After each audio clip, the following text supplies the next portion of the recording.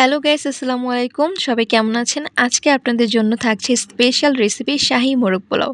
সামান্য দুধের মধ্যে আমরা লেবুর রস কয়েক ফোঁটা দিয়েছি এবং মরিচের গুঁড়া। আর এখানে আমরা সেই মাংসটাকে ম্যারিনেট করে রাখবো।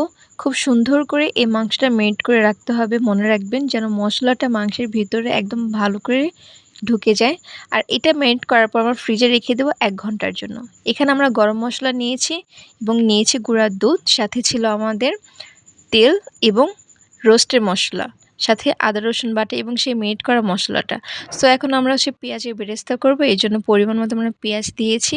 পেঁয়াজ বেরেস্তা করার সময় মনে রাখবেন কন্টিনিউয়াসলি এটা নাড়াচাড়া করতে হবে যেন ক্রিস্পিনেসটা ভালো থাকে এবং দেখতেও সুন্দর লাগে। সো আমাদের পেঁয়াজের বেরেস্তা অলরেডি ডান। আমাদের এখানে পেঁয়াজের বেরেস্তা হওয়ার পরে আমরা কড়াইয়ের মধ্যে সেই পেঁয়াজের তেলটার মধ্যে এখন আমরা রান্নাটা করব যেন রান্নাটা আরও বেশি মজা হয়। সো গরম মশলা দেওয়ার পরে আমরা সেখানে আবার একটু পেঁয়াজ দিব। পরিমাণ মতো সব কিছু দিতে হবে। সো সব কিছু দেওয়ার পর খুব সুন্দর করে এখানে নাড়াচাড়া করতে হবে যেন এটা পুড়ে না যায়। দেন আমরা ১ চা চামচ আদা বাটা, ১ চা চামচ রসুন বাটা, ১ চা চামচ জিরা বাটা সব কিছু দেওয়ার পরে খুব সুন্দর করে মশলাটা কষিয়ে নিতে হবে। মনে রাখবেন মশলা যেন পুড়ে না যায়, তাহলে কিন্তু ফ্লেভারটা একদম ভালো আসবে না। সো মশলাটা যখন এইভাবে করে একটু তেল বের হয়ে আসবে তখন মনে করবেন যে মশলাটা পুরোপুরি কষানো শেষ। মশলাটা কষানোর পর খুব সুন্দর একটা স্মেল বের হবে, তখন আমরা সেই মেরিনেট করা চিকেনটা দিয়ে দিব। মনে রাখবেন চিকেন দেওয়ার পর কিন্তু খুব সুন্দর করে আপনাকে ওলটপালট করে নাড়াচাড়া করতে হবে যেন লেগে না যায়।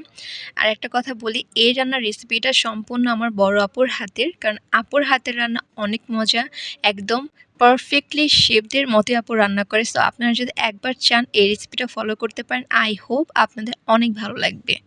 আমরা যেহেতু আজকে মোরগ পোলাও রান্না করব, সো তার আগে আমাদের রোস্টটা রান্না কমপ্লিট করতে হবে। রোস্টের মশলা কিন্তু ডাইরেক্ট দিয়ে দিবেন না, এটার মধ্যে একটু গরম পানি এবং রোস্টের মশলাটা মিক্স করে তারপর দিলে হয় কি রান্নাটা আরও বেশি মজা হয়। আর এইভাবে যদি তেলটা যখন বের হয়ে আসবে তখন মনে করবেন যে রোস্ট রান্নাটা কিন্তু অলমোস্ট কমপ্লিট। এরকম রোস্ট রান্না করলে আপনার হাতের সবাই প্রশংসা করবে। দেন রোস্ট রান্নার পরে আপনি দুধটা দিয়ে দিবেন। দুধটা দেওয়ার পর জাস্ট ৫ মিনিট একটু ওলটপালট করে নাড়াচাড়া করতে হবে। দেন আমরা পরিমাণ মতো একটু চিনি দিয়ে দিব, যেহেতু আমি ১ চা চামচ চিনি দিয়েছি। সো রোস্ট অলরেডি আমাদের রান্না করা ডান। এভাবে রোস্ট রান্না করলে আই হোপ সবাই আপনার রান্নার প্রশংসা করতে বাধ্য হবে। রোস্টটা রান্না করার পর এখন আমরা পোলাও রান্না করব। চাষি সুগন্ধি চিনি গুঁড়ার চাল আমরা এখানে নিয়েছি। এখানে চালটা কিন্তু অনেক আগে থেকে ধুয়ে এবং ঝরঝরা করে নিতে হবে যেন রাইসটা অনেক ভালো হয়। সো এর জন্য আমরা পেঁয়াজ কুচি, তার মধ্যে দারচিনি এবং লবঙ্গ আর তেজপাতা সুন্দর করে একটু ভাজার পর যখন একটা স্মেল বের হবে তখন আমরা সেই চালটা দিয়ে দিব। এই চালটা দেওয়ার পর কিন্তু খুব সুন্দর করে আপনাকে নাড়াচাড়া করতে হবে। আর পোলাওয়ের সবথেকে সিক্রেট কিন্তু এই ব্যাপারটাই, যত আপনি ঘামাবেন ততই কিন্তু পোলাওটা খুব মজা হবে। সো এখানে আপনি চাইলে একটু ঘি অ্যাড করতে পারেন, আমরা ঘি দিয়েছিলাম। তারপর যখন এটা হয়ে যাবে তখন আমরা কিন্তু গরম পানি দিবেন, ভুলেও ঠান্ডা পানি দেওয়া যাবে না, তাহলে পোলাও কিন্তু নষ্ট হয়ে যাবে। সো পোলাও রান্নার রেসিপিটা জাস্ট দেখেন ভাই কত সুন্দর। এখানে আমরা একটু দুধ এবং সেই রোস্টের মশলাটুকু আমরা দিয়েছি, মানে রোস্ট রান্নার সেই ঝোলটুকু আমরা দিয়েছি। সো এখানে আমরা এখন ডিমটা জাস্ট ভেজে নিচ্ছি, যেহেতু আমাদের মোরগ পোলাও, সো ডিম লাগবে মাস্ট।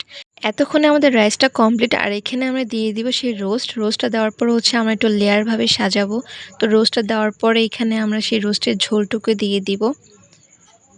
এখানে এখন আমরা দিয়ে দিব সেই ডিমটা। যেহেতু মোরগ পোলাও, সো আমরা একদম পারফেক্টলি রেস্টুরেন্ট স্টাইলে রান্নাটা আজকে কমপ্লিট করব। এখানে আমরা সেই রাইসটুকু আবার দিয়ে দিব। এখানে আমরা 2 স্টেপের ফলো করেছি, আপনারা চাইলে 3 স্টেপে ফলো করতে পারেন। রাইসটা দেওয়ার পরে কিন্তু খুব সুন্দর করে একটু ডিজাইন করে তারপর উপর আমরা একটু বেরেস্তা দিয়ে দিব। আর এই বেরেস্তা দেওয়ার পরে কিন্তু 15 মিনিট এটা দমে রাখতে হবে।